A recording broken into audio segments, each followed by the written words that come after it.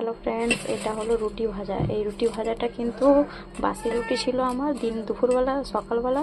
সেই রুটিটাকে আমি টুকরো টুকরো এইভাবে কেটে নিয়েছি। কাটার পরে এটাকে তেল গরম করে হালকা রিফাইন তেল দিয়ে তারপরে ওর মধ্যে কালো জিরে ফোড়ন, শুকনো লঙ্কা ফোড়ন আর নুন হালকা দিয়ে তারপরে এই রুটিগুলোকে ছেড়ে নিয়ে তারপর যতক্ষণ না রুটিগুলো কড়মড় হবে ততক্ষণ এটা কিন্তু আমি ভাজতেই থাকবো।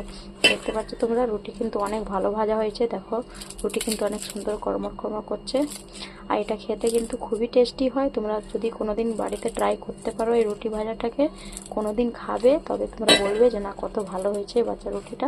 এটা নাস্তার মধ্যে কোনোদিন যদি খালি টাইম থাকলো এটা বসে বসে খাও, বেশ অনেক ভালো লাগে খেতে।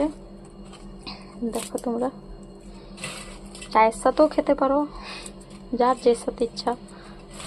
এটা কিন্তু আরেকটু ভাজাবে। আমি কিন্তু এটা কালকে খাবো, তার জন্য এটাকে হালকা এখন একটু ভেজে রেখেছি। কালকে আবার একটুখানি এটাকে গরম করব।